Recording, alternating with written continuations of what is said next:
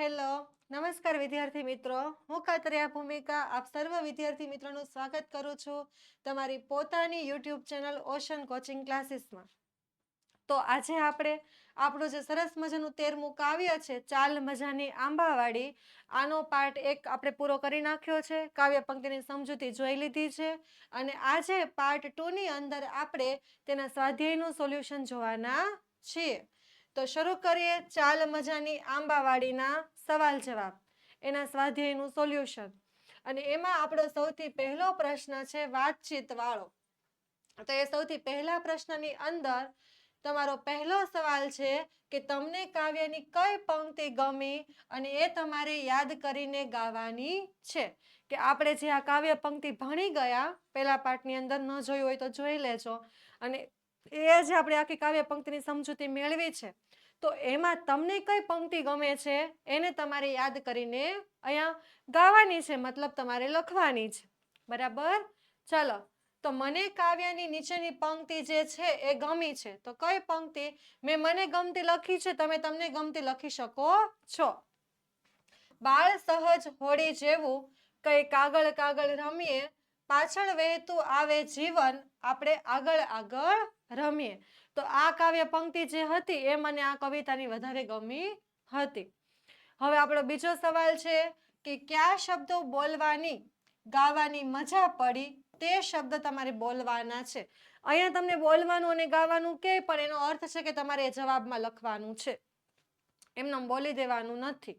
ચલો, જે શબ્દો જોડીમાં આવતા હતા, આ કાવ્ય પંક્તિની અંદર ઘણા બધા એવા શબ્દો હતા જે જોડીમાં આવતા હતા, તે બધા જ શબ્દો બોલવાની અથવા તો ગાવાની મને મજા પડી છે. જેમ કે કાગળ કાગળ, શ્રીફળ શ્રીફળ, મૃગજળ મૃગજળ, આવી રીતે જે જોડીમાં ડબલ ડબલ શબ્દ આવતા હતા એ બોલવાની મને મજા પડતી હતી. એના પછીનો સવાલ છે કે તમે પણ આવા અન્ય બીજા શબ્દને બોલી શકો છો અથવા તે લખી શકો છો, આવા જોડીવાળા શબ્દો.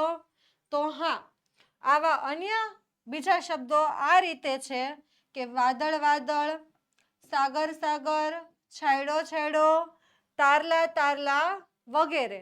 તો આ થયા એમને લગતા કાવ્ય પંક્તિના નથી, પણ એના જેવા બીજા અન્ય શબ્દો. ચાલો, એના પછી આપણે આગળ જોઈએ કે તમે આંબો આંબાવાડી જોઈ છે, અને જોઈ છે તો ક્યાં જોઈ છે. એ બંને સવાલના જવાબ તમારે એકમાં આપવાના થાય. તો હા, મારા મિત્રના દાદા દાદીના ઘરે, એટલે કે જુનાગઢ જિલ્લામાં એક મોટી આંબાવાડી છે, અને હું છેલ્લા ઉનાળાની રજાઓમાં ત્યાં મિત્રની સાથે ગયો હતો, અને આંબાવાડીમાં કેસર અને હાફૂસ કેરીના આંબા જે છે એ મેં જોયા હતા. તો ક્યાં? તો જુનાગઢ જિલ્લામાં મિત્રના ઘરે, અને કેવા? તો કેસર અને હાફૂસ કેરીના આંબા એ એણે આંબાવાડીની અંદર જોયેલા હતા. એના પછીનો સવાલ કે આંબાવાડીમાં તમે શું શું કર્યું હતું, એ તમારે લખવાનું છે. તો મિત્રના દાદા દાદીના આંબાવાડીમાં અમે કેરીઓ તોડતા શીખ્યા, પછી આંબા પરથી પડેલી કેરીઓને કાચી અને પાકી કેરીઓમાં અમે વિભાજિત પણ કરતા શીખ્યા. કે આ પાકી કેરી છે તો પીળી, એનો અલગ ઢગલો, અને આ લીલી જે કાચી કેરી છે તો એનો અલગ ઢગલો. એટલે એમાં એ વિભાજિત કરતા એને જુદી પાડતા શીખે છે. એના પછી તમે કાગળમાંથી હોડી બનાવો છો, અને બનાવો છો તો કેવી રીતે, એ તમારે કહેવાનું છે. તો એનો જવાબ છે કે હા, હું કાગળમાંથી હોડી બનાવવાનું ખૂબ જ પસંદ કરું છું, અને તેની સરળ રીત આ મુજબ છે, સ્ટેપ બાય સ્ટેપ. તો સૌથી પહેલા શું કરવાનું છે? તો સૌ પ્રથમ એક સાદો ચોરસ કાગળ લેવાનો, પછી તો કાગળને વચ્ચેથી ઊભો વાળો અને વ્યવસ્થિત સરખો કરો. ત્યારબાદ પછી તેને ફરીથી ખોલો, અને હવે બંને ઉપરના ખૂણા વચ્ચેની લાઈન સુધી નીચેની બાજુ તે કાગળને વાળો, અને નીચેના ભાગને ઉપરની તરફ વાળો. હવે બંને બાજુના ભાગને વચ્ચેથી થોડો ખેંચો. બસ, તમારી હોડી તૈયાર થઈ જશે. એટલે ચોરસ કાગળ લેવાનું, અને આખા ચોરસ કાગળને વ્યવસ્થિત પેલા આમ ઊભી ઘડી અને પછી આડી ઘડી વાળી અને સરસ મજાનો ચોરસ બનાવી દેવાનો. પછી નીચેના ભાગને ઉપરની તરફ અને પાછળના ભાગે પણ નીચેના ભાગને ઉપરની તરફ વાળી પછી આ બંને ખૂણાને તમે ખેંચશો એટલે હોડીનો શેપ લઈ લેશે. એવી રીતે કાગળની હોડી બનાવી શકાય. શ્રીફળ વિશે તમે શું જાણો છો એ તમારે જણાવવાનું છે. તો હું શ્રીફળ વિશે ઘણું જાણું છું. જેમ કે દરેકના ઘરે શુભ પ્રસંગે શ્રીફળ વપરાય છે. શ્રીફળને નારિયેળ પણ કહેવાય છે. અને મારા દાદીમાં કહે છે કે શ્રીફળ એ દેવોને સૌથી પ્રિય છે, એટલે જ પૂજામાં તેનો ઉપયોગ થાય છે. પછી શ્રીફળનું જે પાણી છે તે ખૂબ જ મીઠું અને પૌષ્ટિક હોય છે. બીમાર માણસને પણ જો કાંઈ પીવાની સલાહ ન આપે તો પણ એ નાળિયેર પાણી પીવાની તો છૂટ આપે જ. અને તેની છીણ જે આપણે કોપરું કહીએ છીએ તે શીરા અને લાડુ જેવી જે મીઠાઈઓ છે એની અંદર પણ વપરાય છે. અને શ્રીફળની છાલના રેસામાંથી કાથી એટલે કે દોરડા પણ બને છે. એટલે કે શ્રીફળની એક એક વસ્તુ ઉપયોગી છે. એના બહારી રેસા પણ ઉપયોગી, એના અંદરનું પાણી પણ ઉપયોગી, પછી એનું જે ઓલું સુકાઈ ગયેલું કોપરું હોય તે પણ ઉપયોગી, અને એ પોતે પણ એક શુભનું પ્રતીક છે. એટલે આવી રીતે શ્રીફળ બહુ કામની વસ્તુ છે.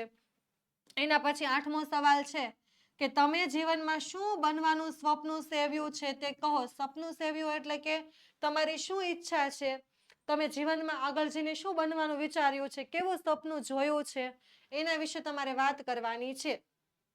તો આપણે જોઈએ કે હું મોટો થઈને ડોક્ટર બનવા માંગુ છું, કારણ કે મારા નાના ગામમાં કોઈ સારા ડોક્ટર નથી અને બીમાર લોકોને સારવાર માટે ઘણે દૂર જવું પડે છે. તો હું ગામમાં જ રહી અને લોકોની સેવા કરવા માટે માંગુ છું. તો એ ડોક્ટર બનવા માંગે છે, પણ ડોક્ટર બનવા પાછળનું એની પાસે સરસ મજાનું કારણ પણ છે કે એને શું કામ ડોક્ટર બનવું છે. કેમ કે ગામમાં કોઈ એવા સારા ડોક્ટર નથી અને એના લીધે ગામના લોકોને બહુ જ તકલીફ પડે છે. તો આ પોતે ડોક્ટર બની અને એ જે ગામના લોકોની તકલીફ છે એ દૂર કરવા માટે તૈયાર છે, એ દૂર કરવાની ઈચ્છા દર્શાવે છે. ચાલો, એ સ્વપ્ન સાકાર કરવા માટે તમે શું કરશો? હવે સ્વપ્નની વાત તો થઈ ગઈ. બધાએ મોટા મોટા સ્વપ્ન જોયા હશે, ડોક્ટર, એન્જિનિયર, શિક્ષક, વકીલ કે બીજા કેટલાય. પણ એ સ્વપ્નને સાકાર કરવા માટે એટલે કે સ્વપ્નને પૂરા કરવા માટે તમે શું શું કરી શકો છો એ તમને ખબર હોવી જોઈએ. તો જો હું મારા સ્વપ્નને સાકાર કરવા માટે રોજ સવારે વહેલો ઉઠી અને અભ્યાસ કરું છું. સીધી વાત છે, ડોક્ટર બનવું હોય તો આપણે એટલું વાંચવું પણ પડે. વગર વાંચીએ જ આપણે મોટી મોટી વાતો કરીએ કે ભાઈ હું ડોક્ટર બનીશ ને ગામના લોકો માટે આમ કરીશ ને, તો એ વસ્તુ કોઈ દિવસ પૂરી થતી નથી. પછી ખાસ કરીને વિજ્ઞાન અને ગણિત ઉપર હું વધારે ધ્યાન આપું છું, કેમ કે આ બંને વિષય મારા ડોક્ટરની લાઈનની અંદર કામના વિષય છે. એટલા માટે મારા શિક્ષકો પાસેથી વધારે શીખવાની હું કોશિશ કરું છું. જ્યારે મને કંઈ સમજાતું નથી ત્યારે તરત જ હું એમને પૂછી લઉં છું. તમારે પણ આવી ટેવ પાડવી જોઈએ કે તમને કાંઈ પણ પ્રશ્ન હોય, તમને કાંઈ ન સમજાતું હોય તો તમારે મનમાં રાખ્યા વગર, મૂંઝાયા વગર શિક્ષકોને એ પ્રશ્ન પૂછી લેવો જોઈએ, જેથી કરીને તમને એનો સરસ મજાનો જવાબ મળી જાય ને એ પ્રશ્નનું સોલ્યુશન થઈ જાય. પછી તો મારા પિતરાઈ ભાઈ મેડિકલમાં ભણે છે, તેમની પાસેથી હું માર્ગદર્શન લઉં છું કે મારે આગળ શું કરવું, અને મેડિકલની તૈયારી વિશે જાણકારી પણ મેળવું છું. ટીવી જોઉં છું અને મોબાઈલમાં ગેમ્સ રમતો ટીવી જોઉં છું પણ હું મોબાઈલમાં ગેમ્સ રમતો નથી, અને મારા મોટા ભાગનો સમય હું અભ્યાસમાં આપું છું, પણ બીજા અન્ય કામોમાં ક્યાંય હું સમયને વેડફતો નથી. યોગ અને કસરત પણ કરું છું, કારણ કે સ્વસ્થ મન માટે સ્વસ્થ શરીર હોવું પણ જરૂરી છે. જો મન સ્વસ્થ હશે તો શરીર સ્વસ્થ રહેશે, અને શરીર સ્વસ્થ રહેશે તો આપણે કોઈ પણ કાર્યને સારી રીતે કરી શકશું. ચાલો, એના પછી સરસ મજાનો સવાલ કે તમને સૂરજ ગમે છે કે ઝાકળ ગમે છે, અને બેમાંથી જે પણ ગમતું હોય એનું કારણ પણ આપવાનું છે, કેમ કે આપણને પાછળ પૂછ્યું છે કે કેમ. સૂરજ ગમે છે તો પણ કેમ, અને ઝાકળ ગમે છે તો પણ કેમ. તો જો મને શું વધારે ગમે છે? તો મને ઝાકળ વધારે ગમે છે. કેમ કે જ્યારે સવારમાં હું વહેલો ઉઠું છું ત્યારે ઘાસ પર ચળકતું ઝાકળ જોવાની મને મજા આવે છે. તમે જોયા હોય ને ઘાસ ઉપર સવારમાં વહેલા ઉઠીને જે ઝાકળના બિંદુ હોય ને, તો એ ઝાકળના બિંદુને તમે દૂરથી જોવો ને તો તમને એ લીલા ઘાસ ઉપર સફેદ મોતી ચમકતા હોય ને એવું જોવામાં લાગે. એટલે કહે છે કે મને વહેલી સવારે જે ઘાસ ઉપર ઝાકળ હોય એ જોવાની મને ખૂબ જ મજા આવે છે. અને એવું લાગે છે કે જાણે આખા ઘાસમાં મોતી વેરાયા હોય. અને મારા દાદીમાં કહે છે કે ઝાકળ એ કુદરતનું અમૃત છે. એને શું માનવું જોઈએ આપણે? કે કુદરતનું અમૃત. કેમ કે ક્યારેક હું ઝાકળની એક બૂંદ મારી આંગળી ઉપર લઈને જોઉં તો તે સ્વચ્છ અને સુંદર હોય છે. ઝાકળનું પાણી બહુ જ સ્વચ્છ ને નિર્મળ હોય. ક્યારેક તમારે ઘાસ ઉપરથી એક બિંદુ હાથમાં લઈને જોઈ લેવાનું તો તમને ખ્યાલ આવે. અને સૂરજ પણ સરસ છે, પણ બપોરે તો ખૂબ ગરમી આપે છે, જ્યારે ઝાકળ તો ઠંડક અને શાંતિ આપે છે. એટલે મને સૂરજ કરતાં પણ શું વધારે ગમે છે? ઝાકળ ગમે છે. અને જ્યારે એ ઝાકળના બિંદુ ઉપર સૂર્યનો સરસ મજાનો પ્રકાશ, સવારનો કુમળો તડકો પડે ત્યારે તો એ ઝાકળના બિંદુ ચમકી જ ઉઠે. તો એ દ્રશ્ય પણ ખરેખર જોવું નયનરમ્ય હોય છે. પછી જે ઘાસ ઉપર ઝાકળના બિંદુ હોય ત્યાં આપણને ખુલ્લા પગે ચાલવાની પણ બહુ મજા આવે અને સ્વાસ્થ્ય માટે પણ ફાયદાકારક હોય છે. એટલે ઝાકળ તો એ આપણી પ્રિય વસ્તુ છે. ચાલો પછી નવા પાઠ્ય પુસ્તકના જે આપણે દરેક પાઠની સમજૂતી મેળવીએ છીએ, એનું પછી સ્વાધ્યાયનું સોલ્યુશન જે કરીએ છીએ, તો એ તમે લેક્ચરની અંદર તો જોવો છો, પણ તમને એની PDF પણ મળી શકે છે. તો એ PDF માટે શું કરવાનું છે? તો આપણો જે ઓશન કોચિંગ ક્લાસીસનો જે આ કોન્ટેક્ટ નંબર છે 7046222254, એના ઉપર કોન્ટેક્ટ કરીને મેળવી શકો છો. અથવા તો આપણી જે પ્લે સ્ટોરની અંદર આવેલી જે ઓશન કોચિંગ ક્લાસીસની જે એપ્લિકેશન છે એને પણ તમે ડાઉનલોડ કરી અને એના ઉપરથી પણ તમે આ PDFને મેળવી શકો છો. તો હવે આપણે આગળનો પ્રશ્ન જોઈએ. વાતચીતવાળો પ્રશ્ન આપણો અહીંયા પૂરો થાય છે. એના પછી છે કે આપેલી કડીને આધારે તમારે કાવ્યમાંથી શબ્દ શોધીને શબ્દ લખવાના છે. કાવ્યમાંથી શોધી અને શબ્દ લખવાના છે આપેલી કડીને આધારે. તો જોઈએ, 4 અક્ષરનો શબ્દ છે, તેમાં પહેલા 2 અક્ષરમાં કેરી આપતા વૃક્ષનું નામ અને બીજા 2 અક્ષરનો અર્થ બગીચો એવો થાય છે. જો આવો કોઈ શબ્દ જો હોય તો તમારે કાવ્ય પંક્તિમાંથી શોધી અને લખવાનો કે એ શબ્દ કેવો હોવો જોઈએ? પહેલી જેવું 4 અક્ષરનો શબ્દ હોવો જોઈએ. અને 4 અક્ષરના શબ્દની અંદર જે પહેલા 2 અક્ષર છે એ વૃક્ષનું નામ હોવું જોઈએ. પણ કયું વૃક્ષ? કેરી આપતું. એટલે કે કેરી આપતું વૃક્ષ કયું છે? તો આંબો છે. બરાબર.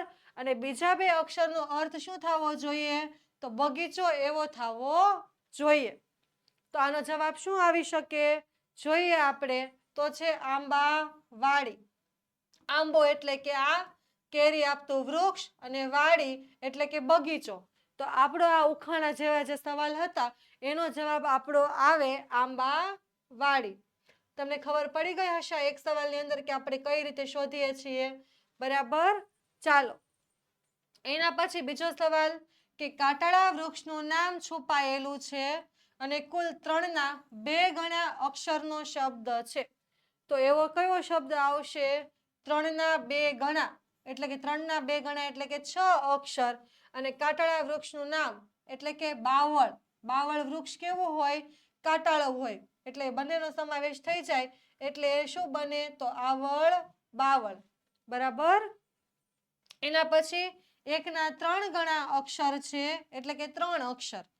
પાછળના 2 અક્ષરનો અર્થ જંગલ થાય છે. તો જોઈએ શું બને? તો શ્રીફળ. બરાબર. ફળ એટલે જંગલ પણ થઈ શકે છે. હવે એના પછી આપણે જોઈએ કે પહેલો શબ્દ લખાણના આરંભમાં વપરાતો મંગળ શબ્દ છે અને પછીના 2 અક્ષરનો અર્થ પરિણામ એવો થાય છે. સોરી, જો આની અંદર જે શબ્દ જે આવે છે ને કે 1ના 3 ગણા અક્ષર એટલે કે 3 શબ્દ, 1ના 3 ગણા અને પાછળના 2 અક્ષરનો અર્થ જંગલ થાય. તો અહીંયા જે જવાબ છે ને એ પહેરણ આવશે. કેમ કે પાછળ રણ શબ્દ જે છે એનો અર્થ શું થશે? જંગલ થશે. અને અહીંયા પહેલો શબ્દ લખાણના આરંભમાં વપરાતો મંગળ શબ્દ છે.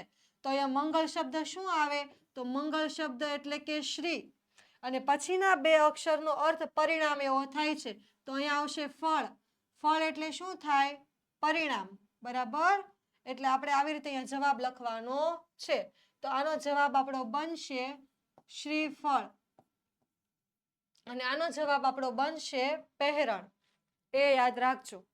ચાલો એના પછી નેક્સ્ટ આપણે જોઈએ કે ગોકુળ આઠમ તહેવાર આ મહિનામાં ઉજવાય છે. તો કયા મહિનામાં ઉજવાય છે? શ્રાવણ મહિનામાં. પછી બેના બે ગણા શબ્દ છે, જેમાં પાછળના બે અક્ષરથી બનતા શબ્દનો અર્થ રેતીનું મેદાન એવું થાય છે. એટલે કે અહીંયા આવશે પહેરણ. બરાબર? એટલે બેના બે ગણા એટલે કે 4 અક્ષર અને પાછળના શબ્દનું રેતીનું રણ એટલે કે રેતીનું મેદાન એટલે કે પહેરણ. ચાલો એના પછી જોઈએ પ્રશ્ન 3 કે તમે આવી કોઈ પણ 4 કડી બનાવી અને એનો જવાબ લખો. તમારે પણ આવી કોઈ પણ 4 કડી બનાવવાની અને એનો જવાબ લખી દેવાનો. હમણાં આપણે જોઈ ગયા તેવું. તો જો આપણે ગામનું નામ સૌથી પહેલા લીધું છે વડનગર, અને એમાંથી 4 કડીની આપણે આવી બનાવી છે પહેલી, જેને આપણે ઉખાણું કહીએ છીએ તે.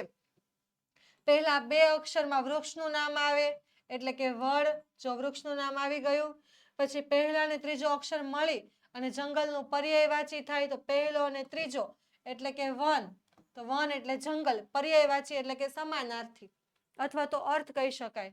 પછી પહેલો અને ચોથો અક્ષર મળી અને તરફેણનું સમાનાર્થી થાય તો વગ. પહેલો અને ચોથો અક્ષર તો વગ એટલે થાય તરફણ, તરફેણ. પછી પહેલો અને પાંચમો અક્ષર મળી અને વધુનો વિરોધાર્થી થાય એટલે કે વર. અને બીજો ને ચોથો અક્ષર મળી અને પગલાનું સમાનાર્થી થાય એટલે કે ડગ. તો એક શબ્દમાંથી આપણને ઘણી બધી પંક્તિઓ મળી જાય અને ઘણા બધા શબ્દો પણ. ચાલો એના પછીનો પ્રશ્ન 4 કે જે તે વાક્યને બંધ બેસતો શબ્દ તમારે કૌંસમાંથી શોધીને લખવાનો અને જે તે શબ્દને અનુરૂપ તમારે વાક્ય પણ બનાવવાનું. એટલે કે કૌંસમાંથી બંધ બેસતો શબ્દ શોધવાનો અને પછી એને અનુરૂપ તમારે પાછું બીજું વાક્ય બનાવવાનું. જેમ કે જો તમને ઉદાહરણ તરીકે એક વાક્ય આપ્યું છે કે કલ્પેશભાઈએ થોડી ઘણી ચા પીધી. તો થોડી ઘણી ચા પીવે તો એને કેવો શબ્દ કહી શકાય? કે અડધી પડધી ચા પીધી. બરાબર? હવે આ અડધી પડધી ઉપરથી તમારે પાછું નવું વાક્ય બનાવવાનું. ઉદાહરણની અંદર નથી બનાવેલું પણ આપણે બનાવવાનું છે. ચાલો તો અહીંયા વાક્ય છે કે બાળકોને લખોટી, છાપો, સિક્કા વગેરે એકઠા કરી સાચવવા ખૂબ જ ગમે છે. તો સાચવવું એને આપણે શું કહીએ છીએ? સંઘરવું. તો અહીંયા કયો શબ્દ આવશે? તો અહીંયા શબ્દ આવશે કે સંઘરવું. અને હવે આપણે સંઘરવું શબ્દ ઉપરથી વાક્ય બનાવવાનું છે. બરાબર? તો અહીંયા આપણે અડધી પડધી ચા પીધી એવું વાક્ય કલ્પેશભાઈ એવું બનશે નહીં, પણ આપણે એવું લખી શકીએ કે કલ્પેશભાઈ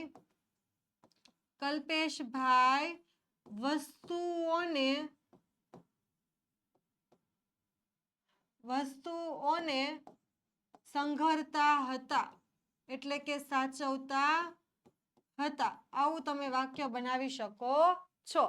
અથવા તો બીજું કોઈ પણ તમે વાક્ય તમારી રીતે બનાવી શકો છો. નામ પણ તમે તમારી રીતે લખી શકો છો. બરાબર? પછી બીજું વાક્ય છે અહીંયા કે અરે વાહ શ્રેયા, તારું હાસ્ય અદલ તારી મમ્મી જેવું જ છે. બરાબર?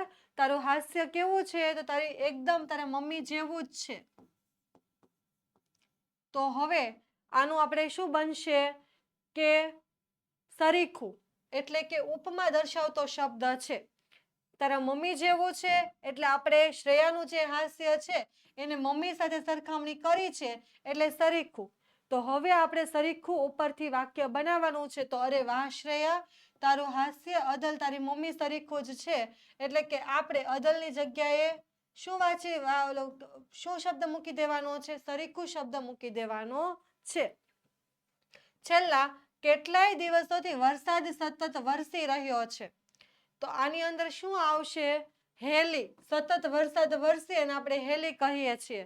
તો છેલ્લા કેટલાય દિવસોથી વરસાદની સતત હેલી થઈ રહી છે.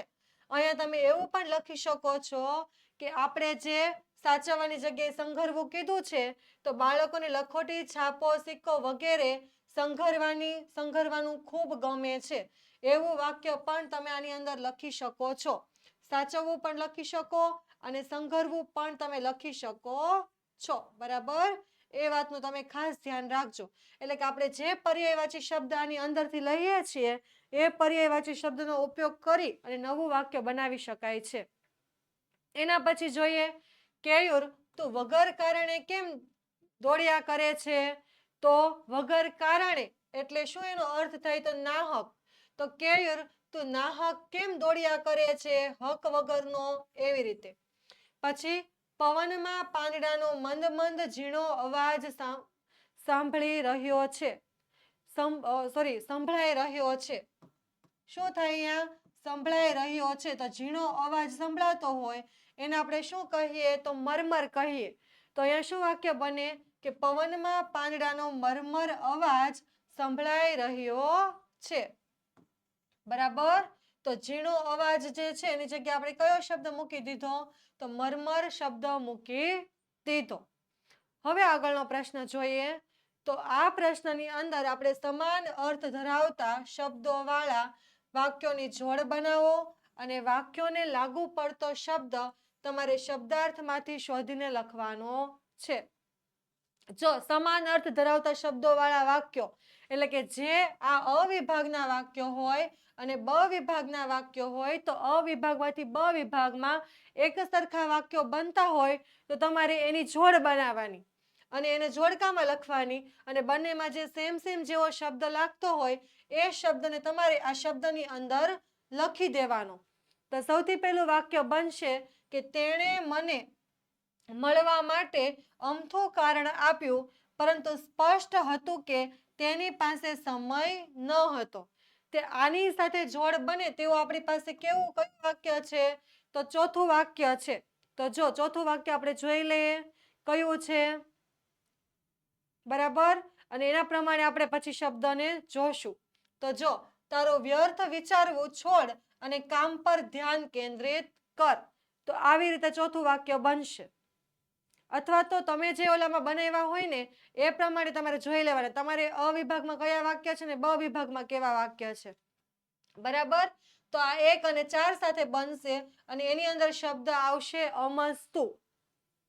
પછી અહીંયા બીજું વાક્ય છે કે પ્રોજેક્ટના અંતિમ તબક્કે ટેકનિકલ અડચણ આવી જેના કારણે સમયસર કામ પૂર્ણ કરી શક્યા ન હતા. તો બરાબર, તો એની સાથે પાંચમું અને અહીંયા આવશે શબ્દ અડચણ. ત્યારબાદ તેના મીઠા શબ્દો પાછળ કપટ છુપાયેલું હતું. તો ત્રીજા સાથે પેલું જોડકું બને અને અહીંયા મુખ્ય શબ્દ છે કપટ. એના પછી કમનસીબે વરસાદના કારણે અમારી યાત્રા રદ કરવાની પડી. તો ચોથા સાથે બીજું વાક્ય અને એનો મુખ્ય શબ્દ બનશે કમનસીબ. ત્યારબાદ કમજોર નસીબ હોવા છતાં તેણે હાર માનવાને બદલે પ્રયાસ ચાલુ રાખ્યો. તો એની અંદર તમારે મુખ્ય શબ્દ બને કમજોર. આ રીતે તમે સરખાવી લેજો. હવે ઉદાહરણ મુજબ સ્વરચિત પંક્તિ તમારે ઉમેરવાની છે. સ્વરચિત એટલે પોતે બનાવેલી પંક્તિઓ આની અંદર ઉમેરવાની અને આ જૂથ કાર્ય છે, એકલાથી પંક્તિ ન બની શકે તો મિત્રોની ટીમ આખા ગ્રુપને મળી અને આ પંક્તિ બનાવવાનો પ્રયત્ન કરવાનો. ચાલો ઉદાહરણ જોઈ લઈએ કે ચાલ મજાના નદી કાંઠે આવળ બાવળ રમ્યા. આપણે આંબાવાડી હતું એની જગ્યાએ અહીંયા નદી કાંઠો કર્યો છે. તો આપણે પણ આવી રીતે જાતે બનાવીને લખીએ. તો જો, મૂક બધું લેશન બેશન, કઈ કાગળ કાગળ રમીએ. નદી નાવને સંજોગ, આગળ આગળ રમીએ. ખાલી પાનો ખેલ આજીવન, મૃગજળ મૃગજળ રમીએ. પછી પોલું છે તે વાગે છે, પોકળ પોકળ રમીએ. ત્યારબાદ મન મૂકીને વહેતા ઝરણા પાસે ખળખળ ખળખળ રમીએ. વહેલી સવારે બાગમાં જઈ ઝાકળ ઝાકળ રમીએ. એટલે આ જે છે શરૂઆતની પંક્તિ એ આપણી જાતે બનાવેલી છે અને આ પંક્તિ તે આપણા પુસ્તકની બેઠી છે. હવે પ્રશ્ન 7ની અંદર આપણે જે સાચો વિકલ્પ હોય એ પસંદ કરવાનો છે. એમાં પહેલો સવાલ છે સાવ અમસ્તું એટલે શું થાય? ફક્ત કામ વગરનું, ખાલી સમય પસાર કરવો કે અમથું એમ જ? તો આમાં સાચો જવાબ શું આવશે? તો આની અંદર સાચો જવાબ આવશે કે અમથું એમ જ, એટલે આ આપણો સાચો જવાબ છે. પછી બાળ સહજ હોડી જેવું એટલે કેવું? તો બાળ સહજ હોડી જેવું એટલે કે બાળકની જેમ કાગળની હોડી રમવા જેવું. બરાબર. એના પછી તરસ તણાવી એટલે શું થવું? તો તરસ છીપાઈ જાય, તરસ છીપાતી નથી કે તરસ લાગતી જ નથી? તો આનો જવાબ શું આવશે કે તરસ લાગતી જ નથી. સંઘર્ય સ્વપ્નાઓ એટલે શું થાય? તો સ્વપ્નને સાકાર કરવા, સ્વપ્નનું જતન કરવું કે સ્વપ્ન જોતા રહેવા? તો તમને બધાને ખબર છે કે સંઘર્ય સ્વપ્નાઓ એટલે કે સ્વપ્નનું જતન કરવું, એને સાચવવા, સંઘરવા એના જેવું છે. અથવા તો તમે સ્વપ્ન સાકાર કરવા એવું પણ કહી શકો છો. બરાબર. ચાલો એના પછી આપણે જોઈએ આગળ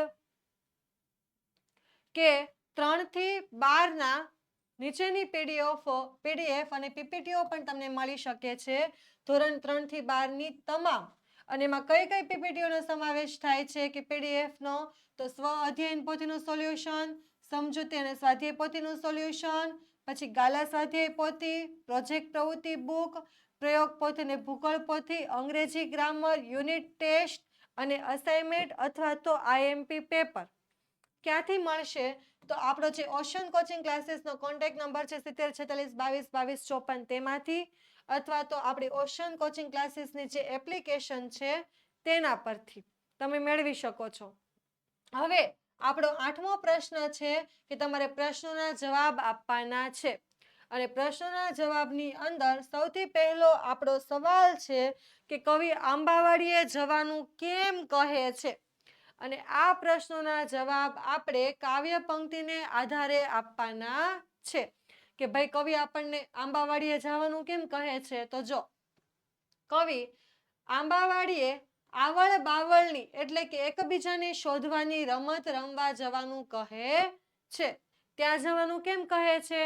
તો ત્યાં જવાનું એટલે કહે છે કે એને એવી ઈચ્છા છે કે ત્યાં જઈ અને આપણે આવળ બાવળની એટલે કે એકબીજાને શોધવાની રમત રમવાની છે. એના પછીનો સવાલ કે પાછળ વહેતું આવે જીવન એનો અર્થ શું થાય? એટલે શું? તો જોઈએ આપણે કે એનો અર્થ શું થાય છે કે પાછળ વહેતું આવે જીવન. તો આપણું જીવન એ સતત ચાલતી પ્રક્રિયા છે. આપણે કદાચ ઈચ્છીએ તો પણ આપણા જીવનને આપણે થોભાવી શકીએ કે અટકાવી શકીએ નહીં. આથી આપણે ક્યાંય પણ રોકાયા વિના આગળ વધીએ તો જીવન પણ આપણી પાછળ વહેતું આવે. તો આપણે થાકીને કે હારીને રોકાઈ જઈએ તો આપણું જીવન પણ રોકાઈ જાય. એટલે એમ કહે છે કે આપણે આગળ આગળ રમતા રહીએ અને પાછળ આપણું વહેતું વહેતું જીવન આવતું જાય. ચાલો પછી મનને શું પહેરવાનું કહ્યું છે અને કેમ? તો જો આપણા માંદા મનની વાત હતી ને, કાવ્ય પંક્તિની અંદર આવી હતી. તો કવિએ બીમાર મનને માદળિયું પહેરવાનું કહ્યું છે. અને બીમાર મન એટલે કે નકારાત્મક વિચારો ધરાવતા મનને સકારાત્મક વિચારોનું માદળિયું પહેરાવાથી આપણા જીવનમાં આપણે પ્રગતિ કરી શકીએ. એટલે કે આપણી જેટલી બાધા હતી એમાં કોઈ પણ કંઈ અડચણ રૂપે આવે નહીં. એટલે આપણું જે માંદું છે, બીમાર નકારાત્મક ધરાવતું મન હોય એને આપણે સકારાત્મક માદળિયું પહેરાવવાની વાત કરવામાં આવેલી હતી. એના પછીનો સવાલ છે કે છાના માના શું રમવાનું કહ્યું છે અને કેમ? તો જો એનો જવાબ શું બનશે કે કવિએ છાના માના મૃગજળ રમવાનું કહ્યું છે. તો મૃગજળ એટલે શું થાય? તેનો અર્થ પણ છે કે મૃગજળ એટલે કે રણની રેતીમાં સૂર્યના પ્રકાશથી રચાતો પાણીનો આભાસ. કે રણની રેતીમાં આપણને પાણી છે એવો આભાસ થાય, પણ ખરેખર ત્યાં પાણી હોતું નથી. બરાબર. અને આથી કવિ આપણને મૃગજળની જેમ અશક્ય હોય તેવી વસ્તુઓને પણ શક્ય બનાવવા સતત પ્રયત્ન કરવાનું કહે છે. મૃગજળ જેવી અશક્ય વસ્તુ એટલે કે ખબર જ છે કે રેતીમાં પાણી નથી જોવાનું, એ મુશ્કેલ કાર્ય છે. તો એવી અશક્ય વસ્તુઓને પણ જો આપણે સતત પ્રયત્ન કરીએ તો એને શક્ય બનાવી શકીએ. એટલા માટે આપણને એની સાથે સરખામણી કરીને કહે છે કે આપણે મૃગજળ રમીએ. બરાબર. ચાલો એના પછીનો સવાલ જોઈએ કે સ્વપ્ન સંઘરવાની શાથી જરૂર છે? તો જો કે આપણા વાસ્તવિક જીવનમાં એટલે આપણું જે હકીકતનું જે જીવન છે એમાં ભલે ખરાબ સમય ચાલતો હોય કે મુશ્કેલીઓ આવી હોય, પણ આપણે સ્વપ્ન સંઘરીને અર્થાત સારી આશાઓ રાખી અને સતત મહેનત કરતા રહેવું જોઈએ. જો આપણે સતત મહેનત કરતા રહેશું તો સતત મહેનત કરવાથી આપણા જે સંગ્રહાયેલા સ્વપ્નો છે તે કેવા થઈ જશે? તો સાકાર થઈ જશે. સ્વપ્ન જોયા હોય તો ક્યારેક પૂરા થાય, એ વાત અહીંયા લાગુ પડે. પણ આપણે સ્વપ્ન કંઈ જોયા જ ન હોય તો એના માટે મહેનત કરવાનો આપણી પાસે કોઈ ઉત્સાહ ન હોય અને તો કોઈ દિવસ આપણે એ સ્વપ્ન પૂરા થઈ શકતા નથી. ચાલો એના પછી છે સવાલ કે ઝાકળ કયા સમયે રમવાનું છે અને કેમ? તો જુઓ, અડધી રાતે ઝાકળ રમવાનું છે કારણ કે કવિ આપણને સૂરજ અર્થાત પ્રકાશપુંજ લઈને જવાનું કહે છે અને જેથી તેના અજવાળામાં આપણે રાત્રિનો અંધકાર દૂર કરી અને ઝાકળ જેવું અમૃત જળ પણ મેળવી શકીએ છીએ અથવા તો મેળવીએ છીએ. એટલે એમ કહે છે કે ઝાકળ રમીએ. બરાબર. ચાલો હવે આપણો 9મો પ્રશ્ન છે કે નીચેના મુદ્દા વિશે તમારે નોંધ લખવાની છે. તો સૌથી પહેલો મુદ્દો છે કે તમે કાગળમાંથી શું શું બનાવી શકો? તો જોઈએ કે હું કાગળમાંથી ઘણી વસ્તુઓ બનાવી શકું છું, જેમ કે ઓરિગામી, ફૂલો, હોડી, વિમાન, પક્ષીઓ, પ્રાણીઓ વગેરે. તમે કાગળમાંથી શું શું બનાવી શકો એ તમે લખી શકો છો આની અંદર. તમને કાગળમાંથી સૌથી વધુ શું બનાવવાનું ગમે? તો મને કાગળમાંથી કમળનું ફૂલ બનાવવાનું સૌથી વધુ ગમે છે. એ બનાવવા કઈ કઈ સામગ્રી જોઈશે કમળનું ફૂલ બનાવવા માટે? કાગળમાંથી તો કમળનું ફૂલ બનાવવા ગુલાબી અને લીલો રંગીન કાગળ, પછી પેન્સિલ, કાતર, ફેવિકોલ આ વગેરે સામગ્રીની જરૂર પડે છે. એના પછી એ બનાવવા આશરે કેટલો સમય લાગશે કાગળમાંથી કમળનું ફૂલ બનાવતા? તો કમળનું ફૂલ બનાવવામાં આશરે 20 થી 25 મિનિટનો સમય લાગશે. એ વસ્તુ બનાવવાની રીત લખો. તો કમળનું ફૂલ કેમ બનાવાય એની રીત પણ લખવાની. તો જો કમળનું ફૂલ બનાવવાની રીત આ મુજબ છે. સૌથી પહેલા ગુલાબી કાગળ પર 8 પાંખડીઓ દોરો અને પછી આકાર પ્રમાણે તેને કાપી લેવાની. દરેકનું માપ 6 બાય 4 સેમીનું રાખવાનું. પછી બીજું, દરેક પાંખડીને વચ્ચેથી વાળો અને છેડે ગોળાકાર આકાર આપો. ત્રીજું, લીલા કાગળમાંથી પાન કાપો અને ચોથું, બધી પાંખડીઓને વર્તુળાકારે ગોઠવી ફેવિકોલથી ચોંટાડી દો. પછી શું કરવાનું?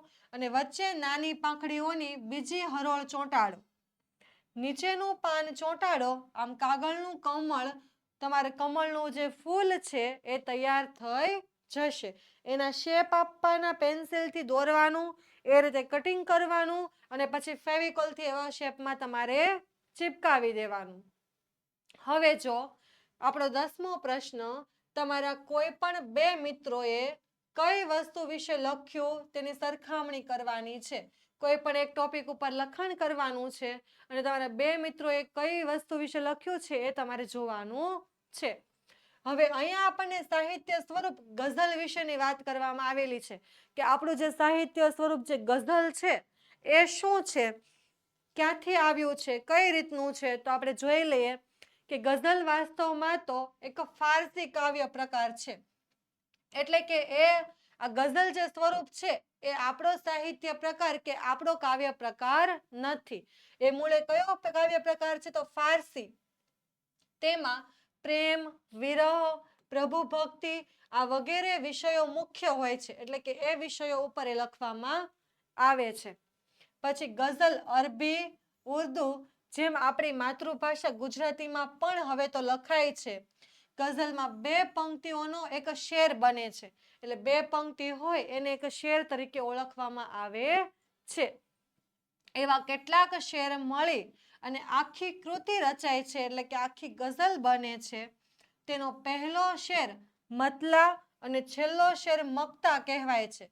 ગઝલનો જે પહેલો શેર હોય ને એને મતલા તરીકે ઓળખવામાં આવે અને એનો જે છેલ્લો શેર હોય ને એને મક્તા તરીકે ઓળખવામાં આવે. સાથે સાથે ગઝલનો દરેક શેર એક સ્વતંત્ર કાવ્ય પંક્તિ છે, એને એકબીજાના શેર સાથે જોઈન્ટ કરવામાં આવતી નથી. અને ગઝલની વિશેષતા એના રદીફ અને કાફિયાની અંદર છે. ગઝલમાં દરેક શેરમાં તેની બીજી પંક્તિના અંત ભાગમાં પુનરાવર્તન થતા શબ્દ કે શબ્દોને રદીફ કહેવાય છે. જો એની દરેક બીજી પંક્તિની અંદર અંત ભાગની અંદર જે શબ્દનું વારંવાર પુનરાવર્તન થતું હોય, આપણે જે પ્રાસવાળા કહીએ કે એકનો એક શબ્દ રિપીટ થાય તેને રદીફ તરીકે ઓળખવામાં આવે અને તેનાથી બધા જ શેર એક જ ગઝલના છે એવું આપણને સમજાય છે કે અલગ અલગ શેર ભલે પોતાના સ્વતંત્ર રીતે લખાયેલા હોય, એકબીજાની સાથે ન જોડાયેલા હોય, પણ આપણને આ રદીફ જોઈને ઓળખાઈ જાય કે આ શેર એ કઈ ગઝલના છે. ચાલ મજાની આંબાવાળી ગઝલમાં રમીએ શબ્દ એ ગઝલનો રદીફ છે. એટલે તમે ફરી પાછી આ કાવ્ય પંક્તિ જોશો તો તમને રદીફ ઉપરથી ખબર પડી જશે કે આ ચાલ મજાની આંબાવાળી એના જ બધા શેર છે. ગઝલના દરેક શેરની બીજી પંક્તિના અંતે આવતા રદીફ પહેલાના પ્રાસવાળા શબ્દને કાફિયા તરીકે ઓળખવામાં આવે છે. બાલાશંકર કંથારિયા ગુજરાતી ગઝલના પિતા ગણાય છે. એટલે કે આ આપણો સાહિત્ય પ્રકાર નથી, પણ ગુજરાતીની અંદર જો આપણે કોઈ ગઝલના પિતા તરીકે આપણે કોઈને ઓળખતા હોય તો એ બાલાશંકર કંથારિયા છે. બાલાશંકર કંથારિયા જેને આપણે ગુજરાતી ગઝલના પિતા તરીકે ઓળખીએ છીએ. તો આ સાથે વિદ્યાર્થી મિત્રો આપણું જે ચાલ મજાની આંબાવાડી વાળું કાવ્ય હતું એની સરસ મજાનું સ્વાધ્યાયનું સોલ્યુશન આપણે સંપૂર્ણ રીતે જોઈ ગયા છીએ. તો આને ન સમજાણું હોય તો ફરી એક વખત જોઈ લેવું. કંઈ પ્રશ્ન હોય તો કોમેન્ટ બોક્સમાં મને જણાવી દેવો, જેથી હું તમને આન્સર આપી શકું. અમારી સાથે જોડાયેલા રહેજો. પાછળના પ્રકરણ ન જોયા હોય તો એ જોઈ લેજો. અને હવે નેક્સ્ટ લેક્ચરમાં ફરી પાછા આપણે મળશું આપણા 14મા પાઠ સાથે. Thank you.